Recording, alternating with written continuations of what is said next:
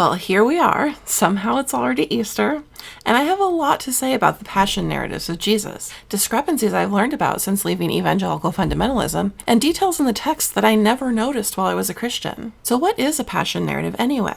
The Passion refers to the final period just before the death of Jesus as found in the Gospels.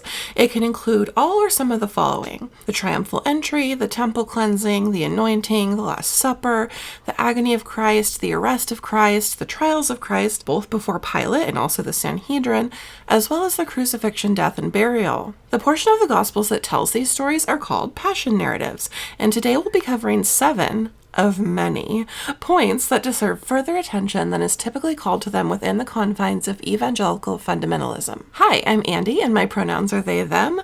This is Assigned Christian at Birth, a YouTube-based collection of resources for people who are deconstructing, questioning, or curious what their ex-evangelical family members may believe. This video may bring to light some uncomfortable premises that don't jive with what you've been taught in Christian church growing up. You might not even believe what I'm saying, and that's okay. In fact, I highly encourage you to study the text and decide for yourself if what you've been fed at church your whole life is correct. If you're a current subscriber, you know of and hopefully watched my series back in December of last year called Deconstructing Christmas. Today's endeavor will be a companion piece called Deconstructing Easter. Just like the Deconstructing Christmas series, the points made in this video will be rooted in the text. What text?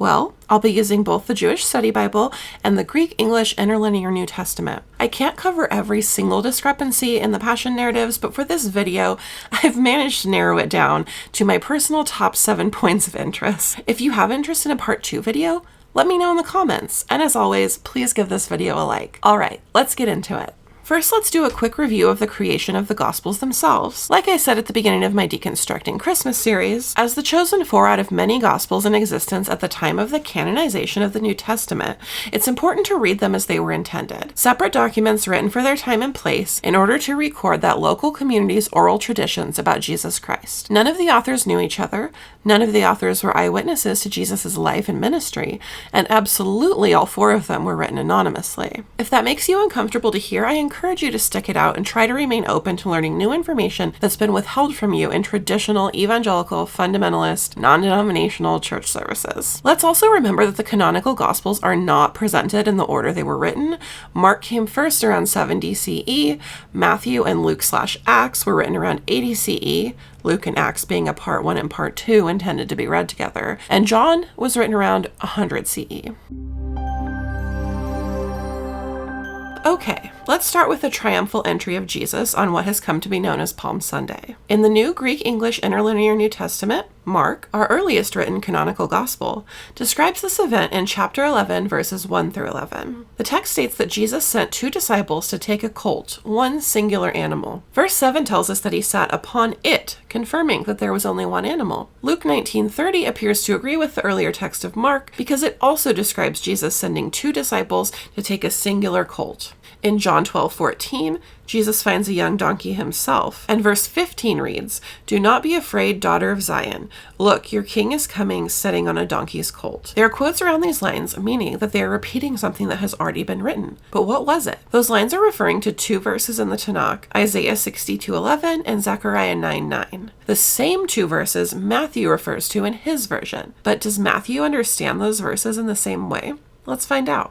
Matthew 21, 1 through 2 tells the reader something slightly different than the 3 other Palm Sunday/Triumphal Entry narratives. The Greek-English Interlinear Bible says, "And when they came near to Jerusalem and came to Bethphage, to the Mount of Olives, then Jesus sent 2 disciples, saying to them, 'Go into the village opposite you, and immediately you will find a donkey having been tied, and a colt with her. Having untied them, bring them to me.'" 2 verses later, we find the reason for the inclusion of a second animal. Matthew 21:4 reads, "And this took place in order that might be fulfilled the things spoken through the prophet, saying, 'Tell the daughter of Zion, look, the king of you comes to you humble and having mounted on a donkey and upon a colt, the foal of a donkey.'" Wait a minute, a donkey and a colt? 2 animals? Surely that can't be right. 3 verses later in Matthew 21:7, the text confirms it. "They brought the donkey and the colt and put their cloaks on them, and he sat on them." Matthew believed Jesus actually straddled 2 animals and rode into Jerusalem in some kind of side split?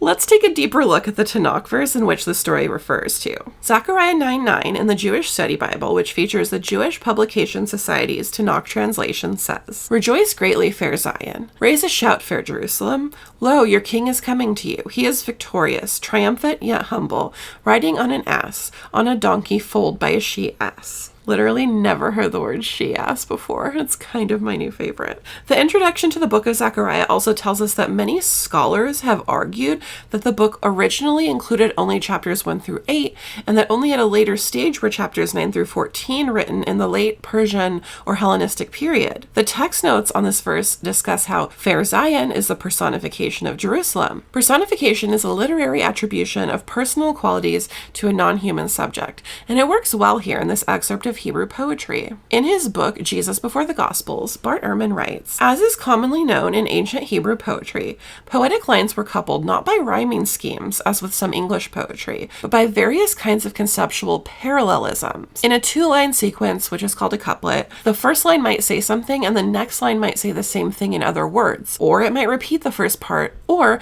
it might repeat the part of the first line with an additional thought, or it might express the opposite side of the same coin. It was poetry, not straightforward descriptive prose." Ehrman goes on to say that the line from Zechariah about one seated on a donkey and upon a colt the foal of an ass was the first kind of parallelism he just mentioned, where the second part, a colt, the foal of an ass, is saying the same thing as the first part, a donkey, only in other words. Ehrman says Matthew apparently didn't understand how the parallelism worked. He took it literally. For him, scripture predicted that there was to be both a donkey and a colt. As a result, in his version, Jesus tells his disciples to secure two animals. What a wild ride, literally.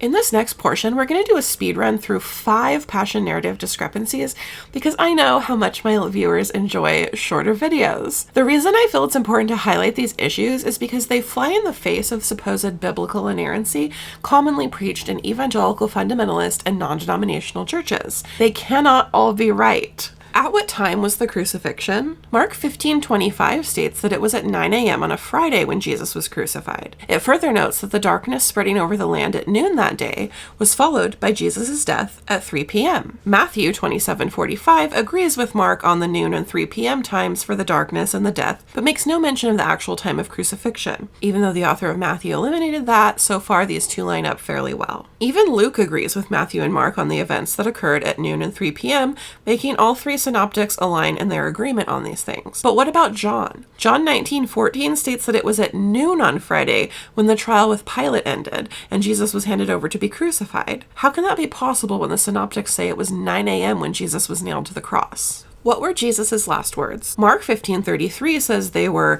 my God, why have you forsaken me?" Unsurprisingly, Matthew 27:46 agrees with Mark, citing those same last words. This is where your common, usual agreement in the synoptics gets turned on its head. Luke 23:46 surprisingly says that Jesus' last words were, Father, into your hands I commend my spirit. Unsurprisingly, John doesn't agree with either of the synoptic traditions because it says in chapter 19, verse 30, that Jesus' last words were, it is finished. The most metal of options, in my opinion, even if System of a Down disagrees.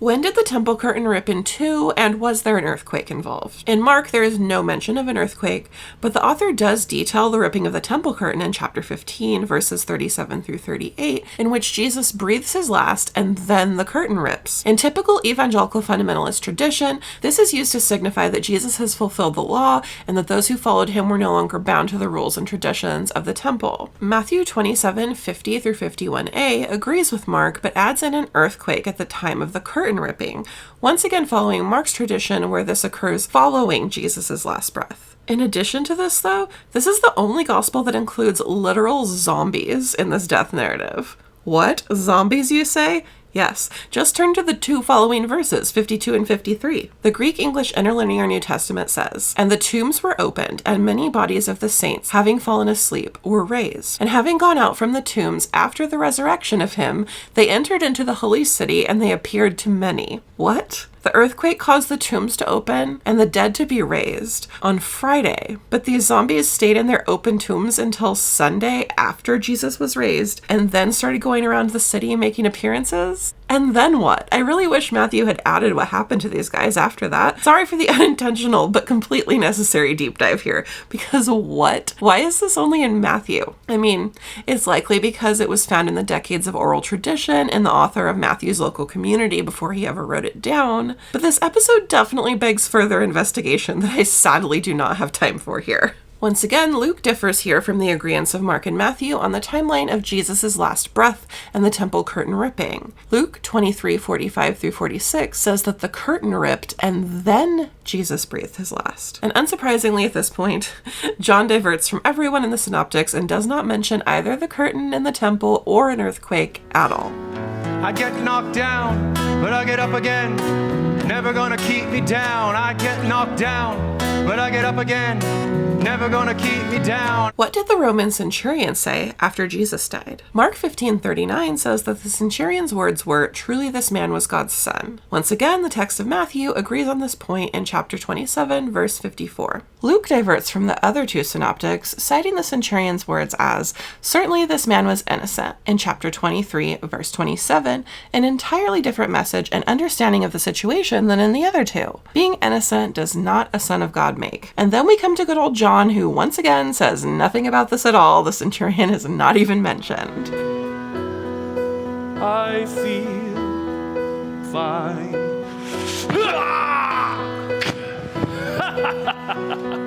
What actually happened at the tomb on Resurrection Sunday? First of all, Mark 16 says, "The stone is already rolled away from the tomb when 3 women named Mary Magdalene, Mary mother of James, and Salome run into a young man dressed in a white robe," in verse 5, who gives them a message in verses 6 and 7 that Jesus has been raised, he isn't here, and to go tell his disciples and Peter that he is going to Galilee, that he will be there as he told them. But the women are too afraid to say anything and do not pass the message along. The gospel then ends there. Or does it? Hold that thought for our last textual examination in just a minute. Matthew 28 talks about an earthquake that occurs when an angel rolls the stone away from the tomb. Mary Magdalene is there with someone identified as the other Mary, as well as guards who shake in fear at the sight. The angel gives the women the same message as the man in the white robe in Mark, but he doesn't specifically use Peter's name. The 2 women do go and tell the disciples of what they saw, and then Jesus himself shows up there as well for some reason to tell them to meet him in Galilee, adding for them to tell his brothers as well. So did he show up there because he forgot to add the part about his brothers when giving the angel his message? I don't know, but it's weird to me that the women were told to give it,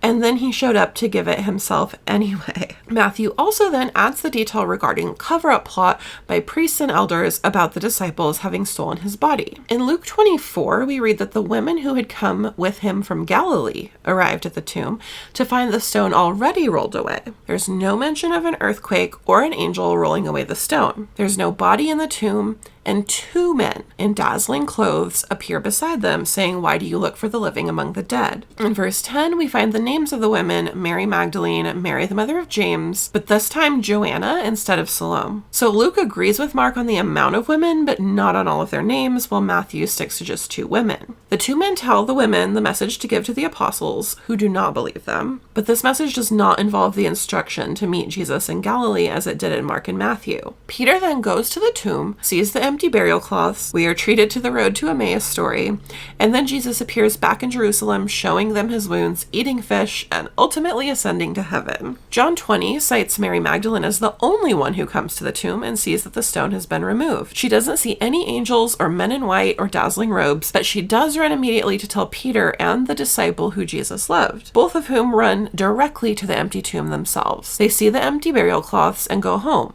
Mary, who has followed back there after them, remains weeping. This is when she sees 2 angels in the tomb before turning around and seeing Jesus himself, whom she first mistakes for a gardener. Once she realizes it is Jesus, she's commanded to go tell the disciples. He then later appears to them in a locked room, and we get the Doubting Thomas episode, an extra fish breakfast with all the disciples, and no ascension. So that's it then, right? I mean, we covered just about everything I wanted to discuss in this video. Oh wait, right, about that ending of Mark. Remember how I said the gospel ends with chapter 16 verse 8 where all the women are too afraid to tell anyone what they saw? If you go look in your Bible right now, there's a very high chance that Mark is not in there. In most translations, the Bible translator / compiler has added chapter 16 verse 9 through 19, while others have added a different ending to verse 8 before adding verses 9 through 19. The Greek-English Interlinear Bible offers a list of which translations have what material if you're interested in researching for yourselves, but I don't have time to cover here.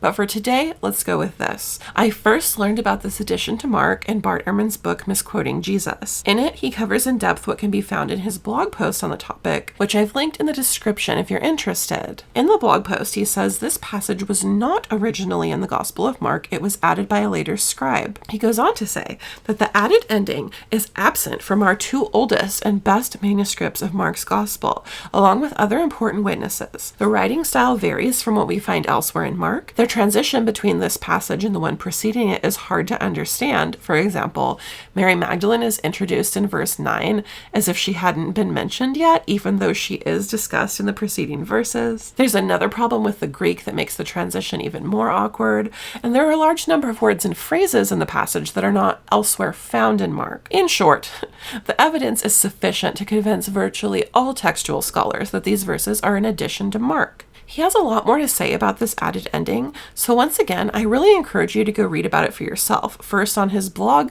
and then go dig into some other sources as well. Go find some information for yourself. It's really fun. Or maybe I just think so, since New Testament scholarship is one of my special interests. Anyway, thanks for staying with me through this video. I have a lot more passion narrative discrepancies I can cover if folks are interested. If you learned something from this video or support what I'm doing with this channel, please consider financially supporting me one time or on a monthly basis over at buymeacoffee.com/assignedxtian. I hope you all had a wonderful March. Look for more Morning Thoughts episodes in April. Okay, bye!